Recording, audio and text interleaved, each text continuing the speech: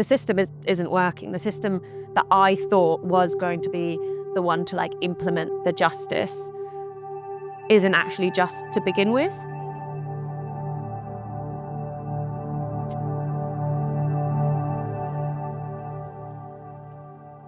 I went to university to study law, and I focused on human rights and environmental law. And I think the realization that none of that was just. All of the environmental law wasn't actually written for the environment. It was written for corporations and for economic interest to be upheld. Cool.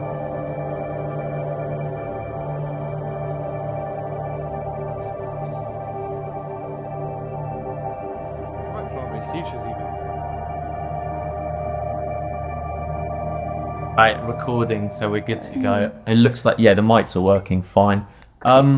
This is a nice opener question. What kind of person are you in everyday life? How did you end up becoming someone who takes direct action? Because they're quite different things. Yeah. You go first. What kind of a person am I? I think I've always been like, even as a child, if I saw something that was really unjust, I would get really upset about it. And I was, you know, if someone didn't play a game fairly, I'd get really upset. I went to university to study law, and I focused on human rights and environmental law. And I think the realization that none of that was just. All of the environmental law wasn't actually written for the environment. It was written for corporations and for economic interest to be upheld. You know, the conventions to protect the seas talked about whale stock rather than whale pods, and talked about the resources for future generations rather than the life of the whales. And I think all of those realizations were just like, well, the system isn't working. The system that I thought was going to be the one to like implement the justice isn't actually just to begin with. I think from there, hearing about direct action, learning about history of protest movements, I think it made sense that I wasn't then trusting the justice to be handed down from a system that was built by the elites in the first place, but it was like normal, everyday people can take direct action and create that change. And I think that's how I got into it. And it felt right. It was the most rational thing to do. What about yourself? Yeah, what she said. So, okay, No, activism. So from an early age, did it ever feel out of reach in terms of it being a thing that's like considered, I can be someone that does X, Y, and Z, or someone that, you know, goes out of societal norms and breaks out of what's considered normal? Or did you feel kind of relaxed from the beginning? I think, like, I grew up caring deeply, and I was aware of like animal cruelty, and I was aware of the climate crisis and stuff from when I was very little. But I think as I grew up and like realized that a lot of other people didn't seem to care, or people in power didn't seem to care, then by the time I hit university, I was quite like nihilistic and almost thinking that there was nothing that could be done and nothing I could do. Learning more about the history of protest movements, about like, you know, people like Angela Davis and Martin Luther King. And for me, at first, that felt like that was just in history and it stayed in the history books. And then when I became more aware of groups like Animal Rebellion, I was like, oh wait, this can happen now. And we can actually do like these historical change-making protests in the present too. But I think for me, when I first heard about taking direct action, I thought this was crazy. I was like, why would anyone ever like risk their freedom, risk their career to get arrested? And then I was listening to a talk about a beagle rescue back in the 90s. And I was like, I don't know, it kind of clicked for me that like, this is so much bigger than my career. It's so much bigger than like my life. And was there for both you a specific moment that tipped you over the line? With this action, was it the first thing you've done? Was it the 10th direct action that you've been a part of? So my first ever arrest at a protest was like accidental. I didn't actually do anything wrong. And I think I I was arrested because I was standing in the way of a police officer.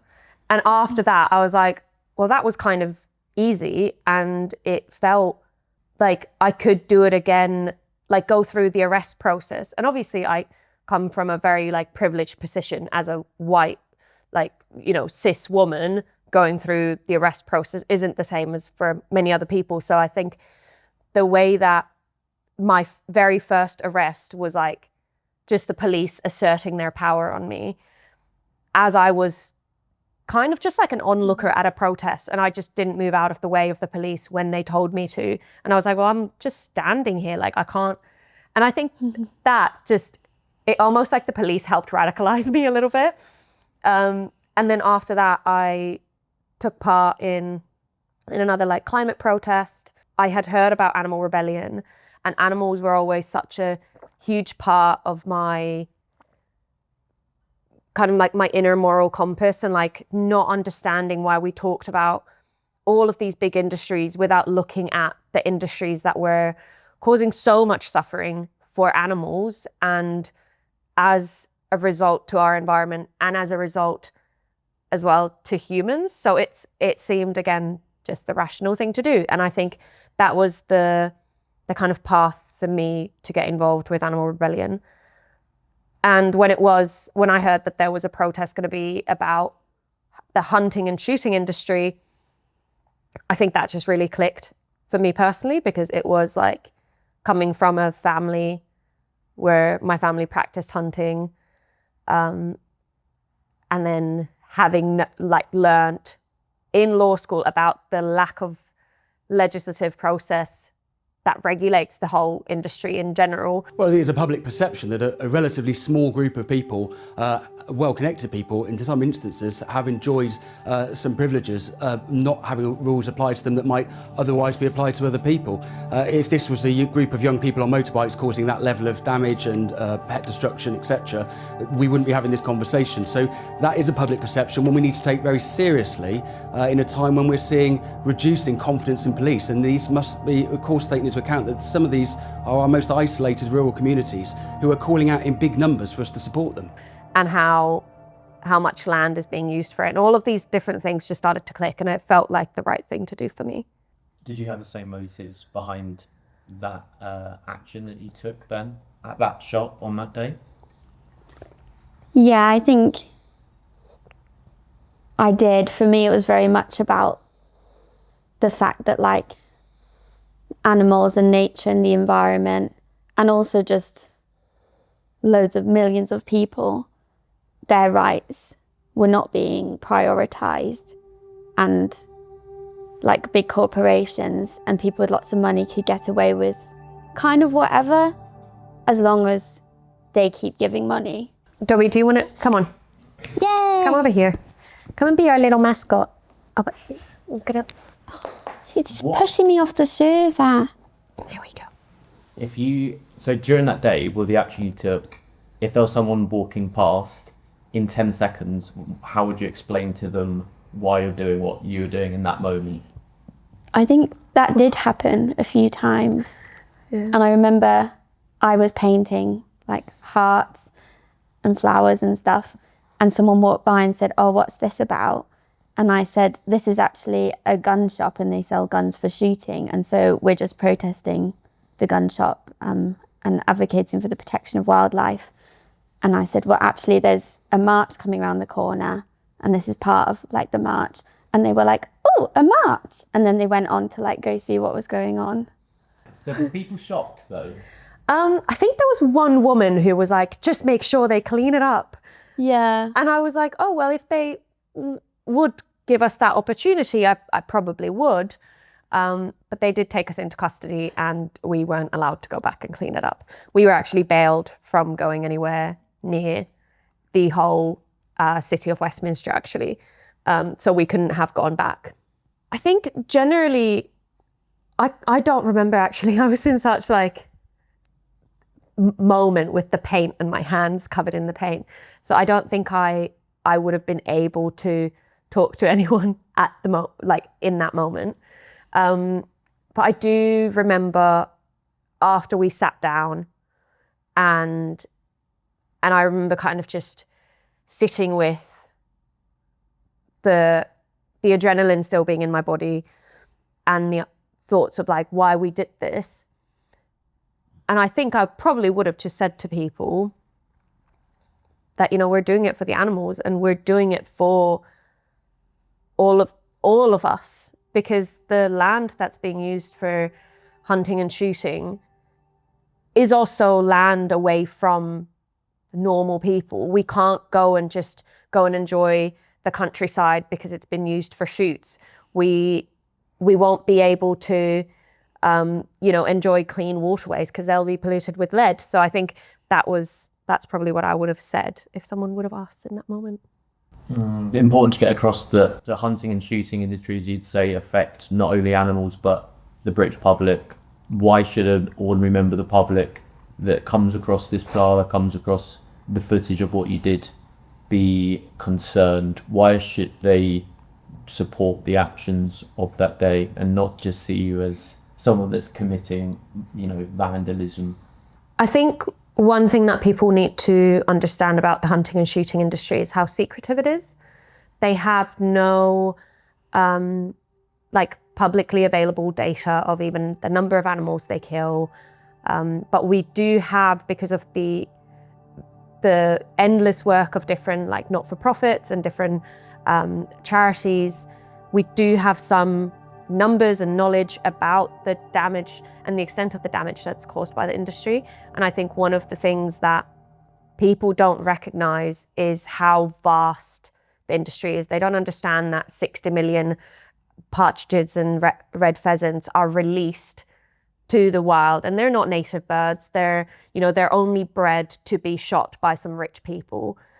And I don't think people understand that. People have, the kind of pro hunting and shooting propaganda has been this really strong, it's about protecting British countryside. It's this honourable sport that people with beautiful dogs and nice tweed jackets will go and partake, and it's a royal thing to do.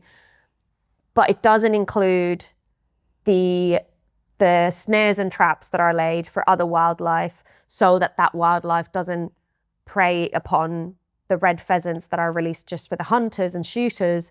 It doesn't include the persecution of birds of prey that are already endangered. It doesn't include the burning of the moorlands, just so the grouse would have new heather shoots to eat and then be easier to shoot. And all of these kind of things that it doesn't, the public doesn't recognize, or just, even just the amount of people who already oppose hunting and shooting, even though they don't necessarily know all of these things, is more than 80% of the British public. And the amount of people who partake in shooting or are employed by the industry is 0.8% of the public. So I think that just shows if we had a very healthy democracy, if our democracy really worked the way that it's meant to, with those numbers, shooting would have already been banned.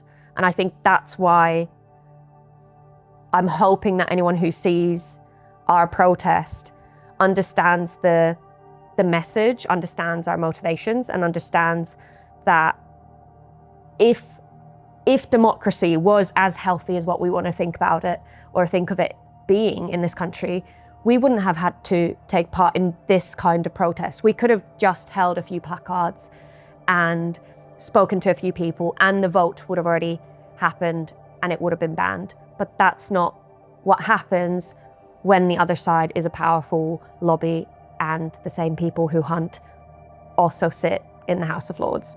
So that's why these kind of protests are needed. And there's also a very long and honourable history of protests that target private property or public property, whether that's, from the suffragettes.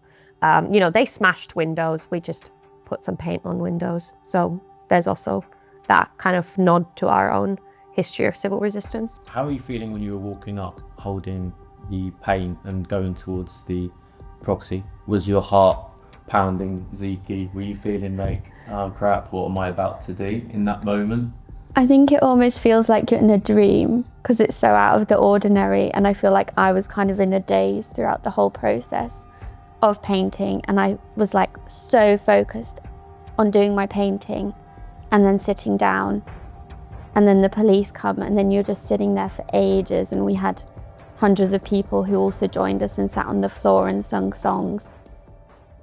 And it was just such a long time of sitting there and kind of feeling like you're in a dream, and then you're driven off to the police station in the back of a police car, which is also very surreal. And then you're in a cell by yourself, and it's like you go from that space where you're on the streets of London and there's so much noise and like community and singing, and then suddenly you're in a cell by yourself, and it's like whiplash. But I think I just kind of felt in a daze because it was very surreal, but also it feels very grounding to act in alignment with your values and just be like, fuck it, I'm going to take a stand for what I believe is right. What do you think it says about society that there was probably more press coverage about what happened that day with a bit of paint thrown at a shop window than all of the blood spilled, the animals that are being blasted out of the sky, you know, the birds of prey that are persecuted, the mammals that suffer as a result of the birds that are bred en masse in factory farmed conditions, and yet, you know, the suffering of all of those beings is completely ignored, yet half an hour of some paint being thrown on a shop window generates more publicity than, you know, millions of animals' lives being taken. What does me saying that make you feel? I think violence is so normalized in our society, and like especially towards animals. Like in the hunting industry, the numbers of animals they kill isn't even kept track of because it's not important. Like that individual life is not worth enough for them to tally it on a tally chart. And it's just like run of the mill for all these animals to die and for habitats to be destroyed. And I think, especially because value is placed on money in our society, and that doesn't include the value of nature or the value of a healthy ecosystem or the value of like generations being able to continue to live, then all of these things that are so important and that we all rely on to live are dismissed. And something like the value of a private shop that sells guns for elites is held very highly by the law and by the government. I also think it would be really interesting to just have a little bit of public data on who goes on these shoots. We know that there are companies and shooting estates that sell these shoots and market them specifically for corporations and, you know, for banks. How many of them are, you know, on the board of the Daily Mail or the Independent? How many of these businessmen who are in charge of, let's say, TV channels or investment banks, how many of them practice killing animals in their pastime? How many judges and how many members of the House of Lords take part in this, you know, so-called sport?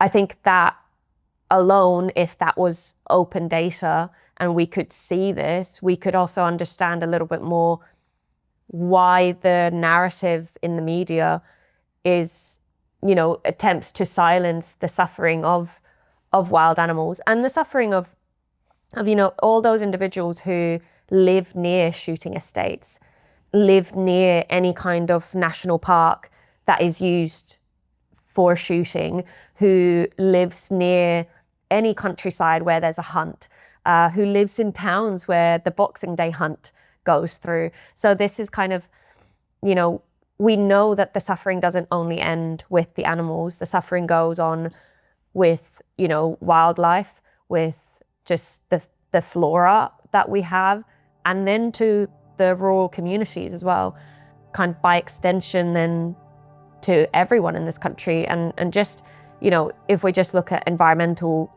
damage from it, just the fact that they destroy peatland, just the fact that they destroy moorland and you know, plant for example, rhododendron, which is an extremely invasive species. Those kind of things, like, it will impact our health and our public health. And it's really interesting that when UK as a major economy did commit to net zero, at what point was the UK government going to actually say publicly, oh, maybe we shouldn't use 25% of Scottish landmass for shooting estates where there is no biodiversity and they keep burning all of the heather. So it's just, I think we can see that there is so many vested interests, and those vested interests are in positions of power and are kind of controlling both media narrative and government narrative. And I think that's why it's really difficult to try and create that change only through, let's say, like writing petitions or lobbying the government. Because also currently we do have a government that was elected on a very anti-hunting and anti-shooting manifesto, but nothing's happened. And I think that that's what we keep seeing because of people in power. Do you feel at this point protest like this is one of the last remaining tools that you've got to actually see change, and you've given up all faith in pursuing legislative campaigning as a vehicle to do that? I still, if there isn't like anti-shooting or anti-hunting or whatever kind of petition going around, I'll still sign it. I'll still spend that like 10 seconds in putting my name down for that. I've still written to my MPs. I've still kind of publicly spoken about it. I've still tried to raise awareness. So there are still other methods that I do. Do I feel like any of them have impact? Do I kind of feel like it's a waste of time? Yeah. Like it is difficult to see the impact of any other kind of means. Sometimes you have to make people uncomfortable to create the change and to start that conversation. And I think, whether it is disruptive protest or protest that gets some paint on windows, that can get a few people uncomfortable, and those few people will then talk about the issue. And I hope that does create the change that we need. What is the meaning behind what was painted on the windows? And in your dream world, what would the British countryside look like as of next year if you've completely had your way?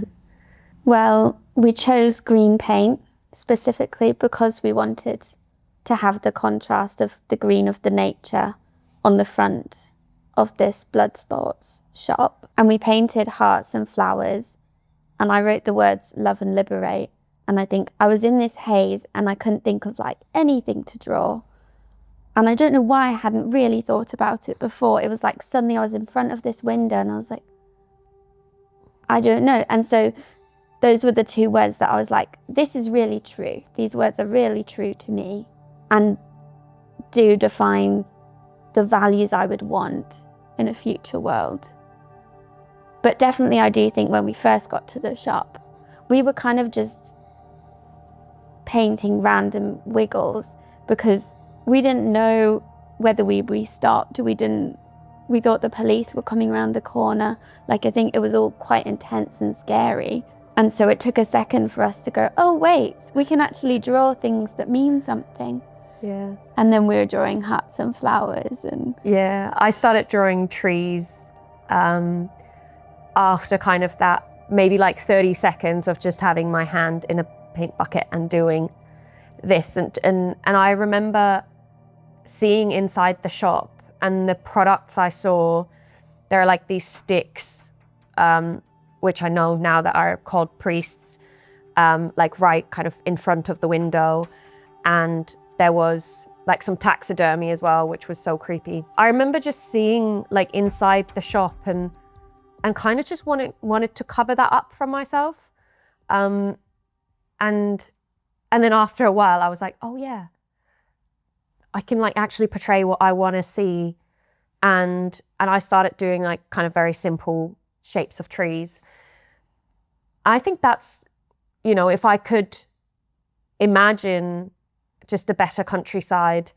It's just so much more wilderness. Like, it's a beautiful island that this is, and there should be like temperate rainforests. There should be so many more jays, and there should be so many more birds of prey and badgers. You know, there used to be lynx and like so many wild beavers. And, you know, it is so sad that we don't have that anymore. But I think if I could just snap my fingers and create that, I think the amount of rewilding that I wish I could see next year would just be all of the shooting estates just rewilded. Just let them be, don't burn them. Just let the wildlife return. Don't lay down traps. Don't shoot them out the sky. And maybe stop breeding the birds to be shot down from the sky. That would also be a good shout. What happened in the days after that protest then that took place? I mean, I think I was mainly just a little bit tired because we were released maybe like 5 a.m. from police custody that night, and we travelled back to like a community hall where we slept on the floor for a couple hours, and then we returned home the next day. I think for the next kind of few days, it was a little bit of just recovering from quite a sleepless night, quite a spike definitely in like adrenaline in your body. And then I just kind of, I returned, you know, I went back to work and I did what I kind of normally do. And then a month later, or 2 months later, I can't remember exactly the date, we had our first like police bail meeting, and we all travelled back to London and went to the police station, and we were meant to just have our either bail extended or cancelled or then be charged. And the policeman was on holiday and he had forgotten to reschedule us, so we all went to London for nothing. And I think from that kind of point onwards, it was just this like waiting game of like, are they going to do something about it? Are they not? And yeah, and then here we just are. lots of different hearings coming and going from London for more and more hearings. And then we had our trial scheduled for February, and we got there for the first day of trial, and then it was rescheduled again. I haven't actually kept count how many times we've been to court before trial even starts. Around 10 times before the trial actually kicks in. I think that just the amount of time spent isn't just the several day long trial, but it's all of the hearings before, all of the kind of paperwork you're submitting. And I think one thing that you recognize being on trial and like kind of building up to it is how inefficient the system is. The system sends your paperwork to the wrong address. You never receive stuff. You receive the wrong person's stuff. You receive a DVD with evidence and the DVD doesn't work, or they send you the wrong password. And there's just like several kind of layers of like, you're like, how are we at this point where not a single person within the system can do this right? and you just spend loads of time kind of figuring out kind of the next steps for a court hearing, which may or may not happen.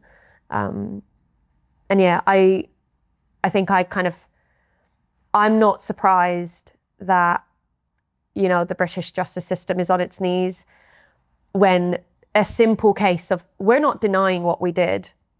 So we're not like trying to go to court to say, oh, it wasn't us.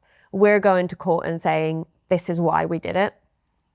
And the fact that the court system can't hold that case and push that really straightforward case on just kind of shows the lack of, I think the lack of like actual structure and like thought through processes that the system has. And I can't You know, I can't imagine what it would be like to be a victim of an actual violent crime and going through this court process. Because I even feel bad for the gun shop manager who has now had to come to court and be sent away because the court case doesn't happen. So, you know, I even feel bad for him being like, oh, he's also wasted some of his time, but maybe he didn't make a gun sale. So maybe that's a bonus. Yeah. Very true. So to sum up then, you are very much indeed on trial for this. You will have your day in court after what feels like many years for you, I'm sure. It has been your 3 years. Yeah. What is your final 60-second jury speech? If I were behind this camera right now, I am that jury. What is it that you feel needs to be said? And is there anything that's not been covered? Any of the questions that you feel like you also want to speak on as well?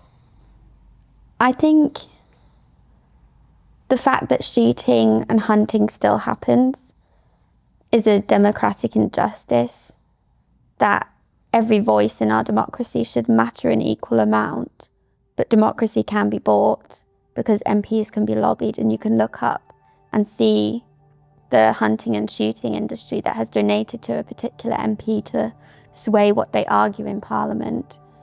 And the fact that, yes, we can vote once every 5 years, we can write to our MP, but the rivers can't, the trees can't, the grouse and the foxes and the pheasants, they can't, they don't have a say in how we treat them, even though they have just as much right to this land as we do. And I think our protest, it was carrying like a long tradition of non-violent protest. And what that means is, I mean, Martin Luther King, he said that non-violent direct action is about surfacing conflict. And there's conflict simmering under the surface in our society. And you do something bold and you stop being a bystander. And that brings that conflict onto the table so that people can see the injustice in the light. And that's what we try to do with the hunting industry, because it is so concealed. And even though the public is against it, it keeps just buying its way into existence and fighting any crackdown. And we're trying to hold up this thing and say, look at it, it's still happening. Maybe we say all of that tomorrow. That was so good. I was like, yes. yeah, I can't. Should be shouting yes. Yay! Acquitted. I find her not guilty. Yeah, I think my 60 seconds would be almost as good as that if I would have thought about it for longer. But that was really good. You're a professional yapper. I am a professional yapper, but that's why it's not going to be 60 seconds, is it? So I think the kind of final thoughts I would love the jury to understand is that what we did was for the animals, was for the environment, was for the humans. What we're charged with carries a 10-year maximum sentence and unlimited fines. What we're most likely going to face if we're found guilty is a punishment that can send a message to anyone who goes against the powerful industries, and particularly hunting and shooting, is that you shouldn't speak up about it.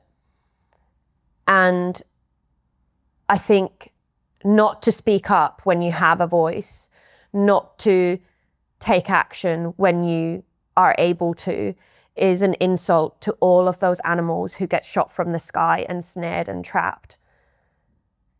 And I can't be a bystander for that. I can't be a bystander to the suffering. And I can't not do something about it. And if this is the thing that I chose to do, not everyone has to agree with that this was it. But I ask everyone to do something. If they see something unjust, do something about it. And don't expect just your vote in elections every 4 years to do the trick. Damn right. Well, unless there's anything else you want to speak on, I think you've covered so many different topics, justifications, reasons. for why you did what you did. Yeah, he speaks so well on this, and wish you all the best for the trial to come. Yeah, thanks for speaking to us. It's really, really interesting. Thank you so much. Thank you. I went to university to study law, and I focused on human rights and environmental law. And I think the realization that none of that was just.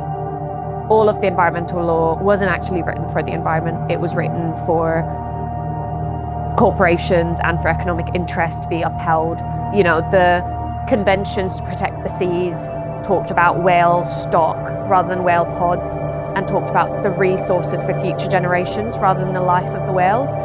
And I think all of those realizations were just like, well, the system isn't working. The system that I thought was going to be the one to like implement the justice isn't actually just to begin with. I think from there, hearing about direct action, learning about history of protest movements, I think it made sense that I wasn't then trusting the justice to be handed down from a system that was built by the elites in the first place, but it was like normal, everyday people can take direct action and create that change. And I think that's how I got into it, and it felt right.